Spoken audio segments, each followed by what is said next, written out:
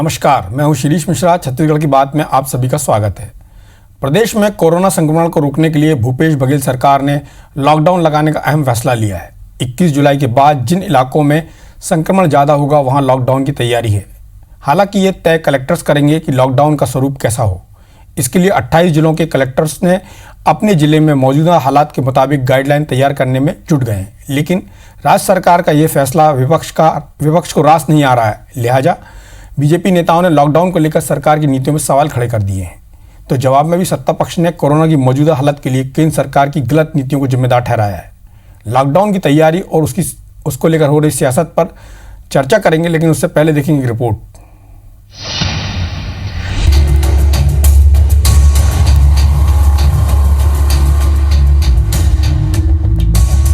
कलेक्टरों को अधिकार दिया जा रहा है कि अपने ज़िले का, अपने वस्तु स्थिति का और जिस तरीके से संक्रमण की स्थिति है उसको देखते हुए वो अपने अपने स्तर पे तत्काल इस बात का निर्णय लेंगे।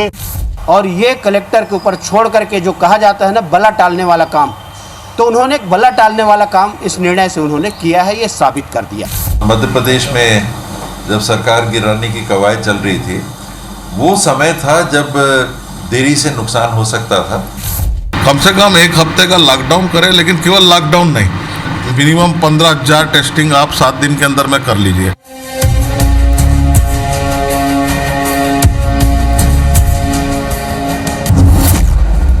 छत्तीसगढ़ में कोरोना इन दिनों अपने पूरे शबाब पर है, तो उसे लेकर सियासी पारा भी चढ़ा हुआ है। दरअसल प्रदेश भर में हर दिन औसतन 150 से 200 कोरोना पॉजिटिव केस मिलने के बाद राज्य सरकार एक्शन लेते हुए प्रभावित शहरों को 21 जुलाई के बाद लॉकडाउन लगाने का निर्देश दे दिया है। लेकिन विपक्ष ने आरोप लगा दिया कि कलेक्टर्स को अधिकार देकर अपनी जिम्मेदारी से भाग रही है सरकार, जिसके बाद बीजेपी और कांग्रेस नेताओं में जुबानी जंग शुरू हो गई। बीजेपी ने अब गोधन योजना के बहाने सरकार पर निशाना साधा कि त्योहार मनाकर भीड़ इकट्ठा करके कोरोना को कैसे रोकेगी। साथ ही सवाल पूछा कि छत्तीसगढ़ जैसे छोटे प्रदेश में दोबारा लॉकडाउन की स्थिति क्यों निर्मित हुई। जिस तेजी से काम करना चाहिए, जिस प्रकार से लोगों की सैंपलिंग करना चाहिए, जिस प्रकार से लोगों को आइसोलेट करने की व्यवस्था होनी चाहिए, जिस प्रकार से लोगों को क्वारंटाइन करने की व्यवस्था होनी चाहिए, वो पूरी व्यवस्था ध्वस्त हो गई है। लॉकडाउन में दुर्भाग्यजनक स्थिति है कि छत्तीसगढ़ जैसा छोटा राज्य जहां पर इसको नियंत्रित किया जा सकता था, उस राज्य में भी अगर दोबारा लॉकडाउन लगाना पड़ रहा है तो सरकार की नाकामी है। विपक्ष के आरोपों पर मुख्यमंत्री भूपेश बघेल ने खुद मोर्चा संभाला और पलटवार करते हुए कहा कि देश में कोरोना केंद्र सरकार की गलत नीतियों के कारण है। देश में लॉकडाउन करना छोड़ ट्रंप के स्वागत में लगे थे, एमपी में सरकार बना रहे थे। मुख्यमंत्री ने बीजेपी के आरोपों पर जवाब देते हुए ये भी दावा किया कि बीजेपी शासित राज्यों से छत्तीसगढ़ कहीं बेहतर स्थिति में है। जिस समय लॉकडाउन करना था उस दिन आप ट्रंप का स्वागत कर रहे थे, मध्य प्रदेश में सरकार बनाने की चिंता थी और इस कारण से लॉकडाउन आप नहीं किए, इंटरनेशनल फ्लाइट आप नहीं रोके, होम क्वारंटाइन नहीं किए और इस कारण से पूरे देश में बीमारी फैलाने का काम तो भारतीय जनता पार्टी केंद्र सरकार ने किया है। जहाँ तक छत्तीसगढ़ की बात है, तुलनात्मक रूप से किसी भी राज्य से तुलना कर सकते हैं, भाजपा शासित किसी राज्य से तुलना कर दें, छत्तीसगढ़ बेहतर स्थिति में है। ये पहला मौका नहीं है जब कोरोना काल के दौरान प्रदेश में बीजेपी और कांग्रेस आमने सामने हो। देश में लॉकडाउन लागू करने, राज्यों को अधिकार और फंड को लेकर भी जुबानी जंग किसी से छिपी नहीं है। बहरहाल हालात किसी से छिपे नहीं हैं और उसे रोकने के लिए 28 जिलों के कलेक्टर्स हालात के मुताबिक गाइडलाइन बना रहे हैं। ऐसे में जब छत्तीसगढ़ में कोरोना विकराल रूप धारण करता जा रहा है, ऐसे में जब वैश्विक महामारी को हराने के लिए एकजुटता दिखाने की जरूरत है, ऐसे में जब सब मानते हैं कि लॉकडाउन जरूरी है, फिर सवाल उठता है कि इस पर सियासत क्यों। राजेश मिश्रा के साथ सौरभ सिंह परिहार, IBC 24 रायपुर।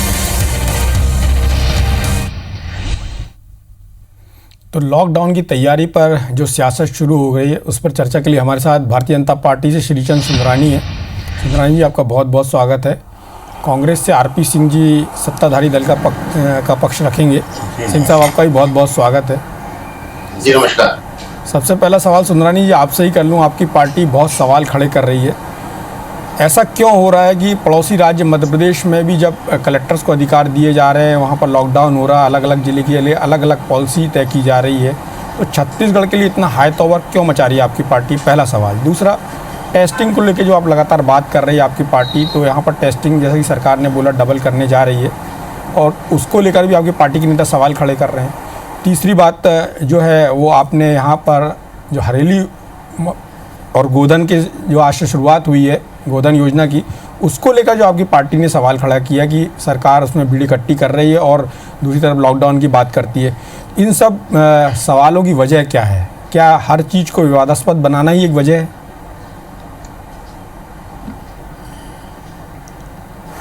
देखिए, हम कहीं विवादास्पद नहीं बनाना चाहते।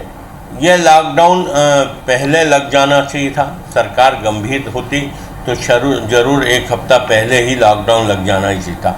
मैंने तो खुद एक मुख्यमंत्री जी को पत्र लिखकर मांग की थी कि 2 दिन का लॉकडाउन सप्ताह में कम से कम लगाया जाना चाहिए और 7 बजे तक दुकानें खुली रहनी चाहिए। सुबह 7 से 7 तक का समय व्यापार करने का होना चाहिए। एक बात उस वक्त मानी गई, एक बात लॉकडाउन तब नहीं किया गया, इतनी गंभीरता नहीं दिखाई। अब 1 सप्ताह का लॉकडाउन किया जा रहा है, आगे क्या परिस्थितियां होगी। लेकिन पहले दिन से हमारे प्रदेश की सरकार कोरोना बीमारी के प्रति, महामारी के प्रति बहुत गंभीर नहीं थी। बहुत गंभीर होती क्योंकि मुख्यमंत्री तो अपनी पीठ थपथपा रहे थे, लगातार ये बात कर रहे थे कि छत्तीसगढ़ को कोरोना मुक्त हो जाएगा, बार बार इस बात को कह रहे थे। लेकिन स्वास्थ्य मंत्री जी जरूर लगातार इस बात की ओर इशारा कर रहे थे कि बड़ी संख्या में आने वाले दिनों में कोरोना मरीज मिलेंगे। और आज जो स्थिति हमारी छत्तीसगढ़ की निर्मित हुई है, निश्चित रूप से हम ये कह सकते हैं कि सरकार थोड़ी भी गंभीर होती तो शायद इतनी भयावह स्थिति नहीं होती। और लगातार जांच का दायरा बढ़ाया जाना चाहिए, जैसा कि हमारे अभी सांसद जी ने कहा, हमारे प्रदेश नेता प्रतिपक्ष जी ने कहा कि जांच का दायरा बढ़ाना चाहिए, बड़ी संख्या में सवाल है करनी चाहिए, तभी तो स्थिति सब इस कंट्रोल में होगी। श्रीचंद जी, एक सवाल है कि आपकी पार्टी के नेता बोल रहे हैं कि यहाँ लॉकडाउन पहले लग जाना चाहिए था। छत्तीसगढ़ ही वो राज्य था जिसने पहले लॉकडाउन लगाया, जैसा कि आज भूपेश बघेल जी ने सीधा हमला बोला केंद्र सरकार पर। उनका कहना जब शुरुआत करनी थी तो प्रधानमंत्री ट्रंप के स्वागत के लिए बिजी थे, उसके बाद मध्य प्रदेश की सरकार गिराने में बिजी थे। क्या आपको लगता नहीं है कि भारतीय जनता पार्टी ने जो गलतियां की हैं, भारतीय जनता पार्टी की सरकार ने जो गलतियां की हैं केंद्र की, उसके कारण स्थितियां खराब हुई हैं? और जहां तक छत्तीसगढ़ में स्थिति खराब होने का सवाल है, तो पड़ोसी राज्य में तो बहुत ज़्यादा भयावह स्थिति, जिसको आप भयावह स्थिति कह रहे हैं, वो तो वहाँ बहुत ज़्यादा है। छत्तीसगढ़ में कुल मौतों की संख्या जो जितनी है वो वहाँ के 4-5 जो बड़े ज़िले हैं उसमें उससे कई गुना ज़्यादा है।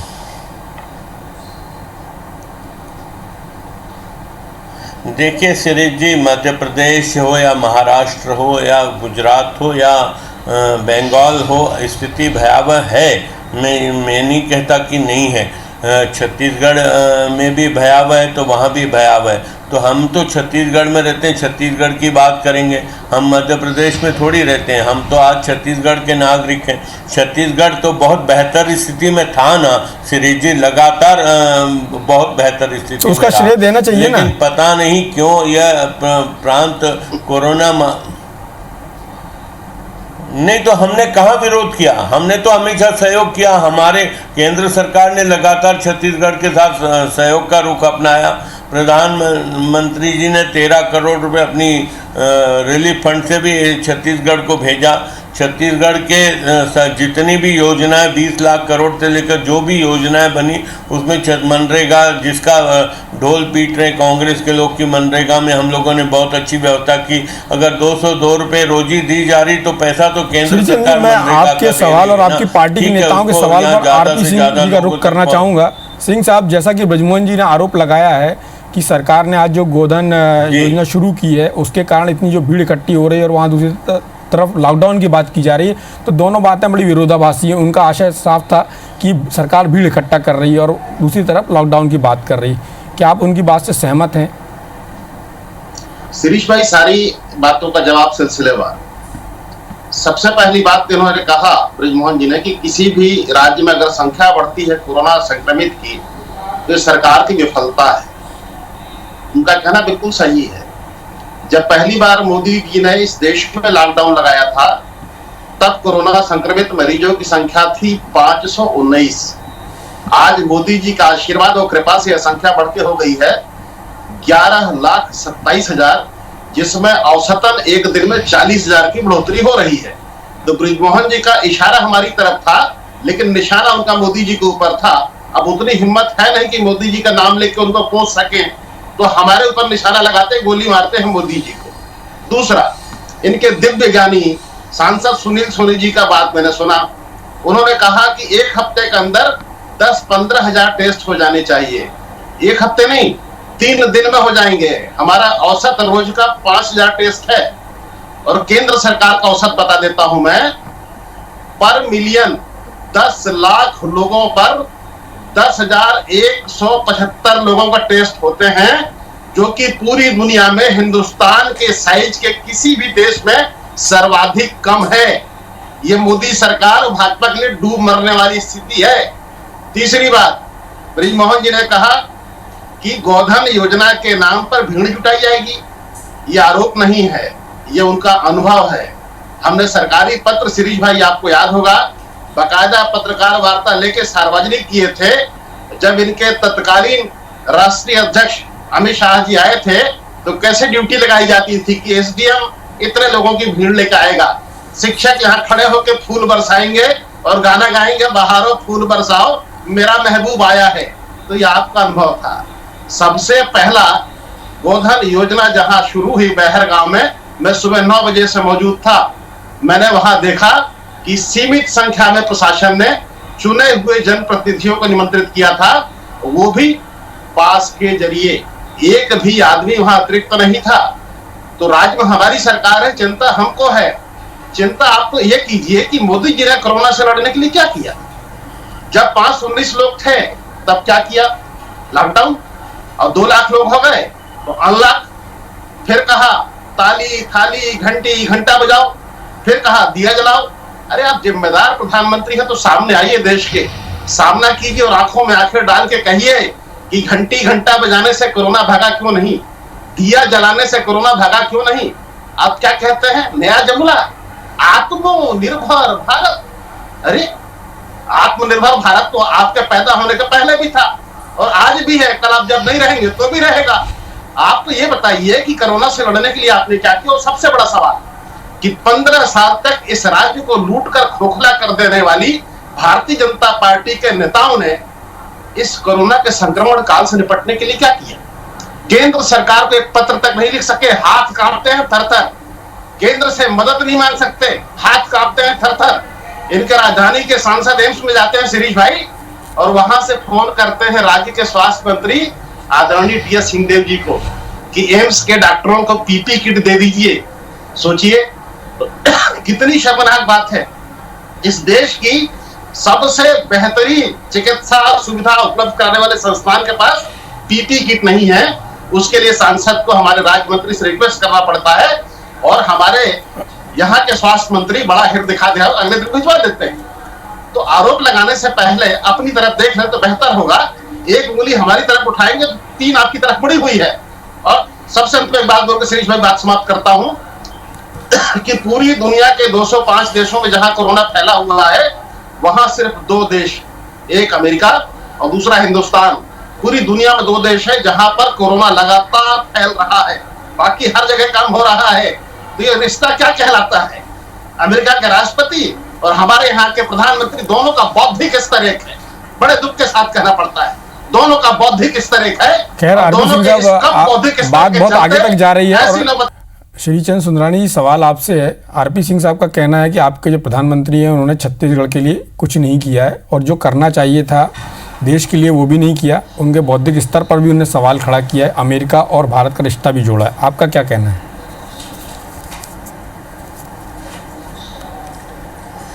देखिए, बहुत बड़ी बात वो कह रहे हैं अमेरिका और भारत को लेकर, मोदी जी और ट्रम्प को लेकर। मैं इतना बड़ा नेता नहीं हूँ, मैं तो बहुत छोटा सा कार्यकर्ता हूँ भारतीय जनता पार्टी का। लेकिन छत्तीसगढ़ की जो बदतर स्थिति इन्होंने कर रखी, मोदी जी से सवाल पूछने के पहले, अगर केंद्र सरकार का सहयोग नहीं होता, आज एम्स हॉस्पिटल की व्यवस्था नहीं होती, तो छत्तीसगढ़ की हालत और बदतर हो जाती। 7 लाख प्रवासी मजदूरों को लाने की बात ये सरकार कर रही है। किसके सहारे लाए? कि 85% रेलवे की सब्सिडी अगर किसी ने दी तो केंद्र सरकार ने दी। कहाँ बात करते हैं? आज मनरेगा की बात करते हैं तो किसने पैसा दिया मनरेगा में? आज अगर जनधन खाते में पैसे डाले तो किसने डाले? भूपेश जी बताएं ना, आरपी सिंह जी बताएं कितने छत्तीसगढ़ के लोगों को इन्होंने पैसा डाला है? बताइए आरपी सिंह, छत्तीसगढ़ के मजदूरों को इन्होंने पैसा दिया है? हमने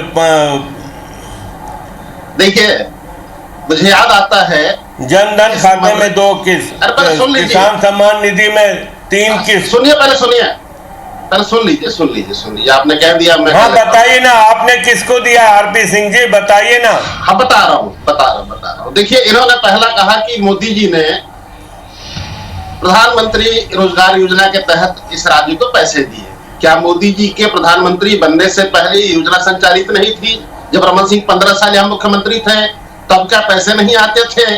और मोदी जी पैसा अपने नानी के घर से लाए थे, या मामा के घर से लाए थे, या नागपुर से लेके आए थे, या गुजरात से लाए थे, या चाय बेच के इकट्ठा की तो वो पैसा दे दिए? अरे जनता का अधिकार है, आपने दिया, एहसान इसमें क्या है? नहीं, आप बार छत्तीसगढ़ की उपेक्षा का आरोप लगाते हैं ना, छत्तीसगढ़ की उपेक्षा का आरोप लगाते हैं आप, बार मोदी जी पे आरोप लगाते हैं। मोदी जी ने तो छत्तीसगढ़ के साथ न्याय किया। अरे मैं बता रहा हूँ क्या न्याय किया, सुनिए। फिर उन्होंने कहा कि जनधन खातों में मोदी जी ने पैसा डाला। हाँ डाला, अच्छी बात है। 500 रुपया प्रति खाते में गया। इतनी भारी भरकम रकम कि जनता परेशान है, उस पैसे का उपयोग कहाँ करे? प्रॉपर्टी खरीद ले, या लॉकडाउन में जो प्लांट बिक रहे हैं वो खरीद ले, या कोई शॉपिंग कॉम्प्लेक्स बना ले 500 रुपए का। जनता उसको लेकर परेशान है। हमने क्या किया बताता हूं मैं। हमने 20 लाख किसान परिवारों के खाते में 1500 करोड़ रुपए डाले, जिसमें रमन सिंह जी के खाते में भी 26,000 रुपए का शुक्रानी, जरा पूछ लीजिएगा, सूची मैंने ही सार्वजनिक की थी। और अंत में एक बात और बोलूंगा शिरीष भाई, कि आज के आंकड़े उठाकर देख लीजिए आप, तो पूरी दुनिया में कोरोना संक्रमण के मामले में भारत नंबर 3 पर है, टेस्ट करने के मामले में 55वें नंबर पर है, और विधायक खरीदने के मामले में पूरी दुनिया में पहले नंबर पर है। सब मिला के कहानी का लपल हुआ भी है कि देश जाता है भाड़ में तो चला जाए। तो आपकी भड़ास निकल रही है, आपके विधायक संभाले नहीं जा रहे। आज भी मध्य प्रदेश में कांग्रेस के विधायक संभाल नहीं पा रहे, अपना संभाल नहीं पा रहे। गुजरात में ले जाकर ट्रंप को तमाशा दिखाना था, इसलिए लॉकडाउन ही लगाया गया। अभी देखिए राजस्थान में क्या हो रहा है। आपने बहुत अच्छी बात कही कि अपना घर संभालो। मेरे को इस देश की कानून व्यवस्था पर भरोसा है, मैं ताला नहीं लगाऊंगा। इसका मतलब थोड़ा कि आप चोरी कर लेंगे मेरे घर में आके। ये अधिकार आपको किसने दिया है? ये आप स्वीकार कीजिए कि आप मूलतः चोर हैं, आदतन चोर हैं। किसी के घर में घुस के सामान चुराना चोरी कहलाता है। नहीं, ये देखिए बहुत हल्के, देखिए शिरीष जी, ये बहुत गलत बातें हो रही है। ये इस प्रकार के आरोप आपके चैनल, इतने प्रतिष्ठित चैनल पे इस भाषा का उपयोग किया जा रहा है। इस भाषा का उपयोग किया जा रहा है कि हम किसी के घर में जाके चोरी करते हैं, डाका डालते हैं। ये आपने मुझ पे आरोप लगाया आरपी सिंह जी। नहीं, भारतीय जनता पार्टी की मानसिकता पे लगाया। नहीं, ये मर्यादा के बाहर जाके आप बात कर रहे हैं। आप नहीं, आप मेरे मित्र नहीं, आप मर्यादा के बाहर जाके आरोप लगा रहे हैं। और शिरीष जी, ऐसी भाषा पे आपको रोक लगाना चाहिए। मैं हमेशा आपकी तारीफ करता हूं, जैसा मैंने समझा है, सम्मान की बात करता हूं, जैसा मैंने समझा है, और उन्होंने स्पष्ट भी कर दिया, उन्होंने आप पर आरोप नहीं लगाया, आपकी पार्टी पर लगाया। लेकिन इस भाषा का उपयोग नहीं होना चाहिए।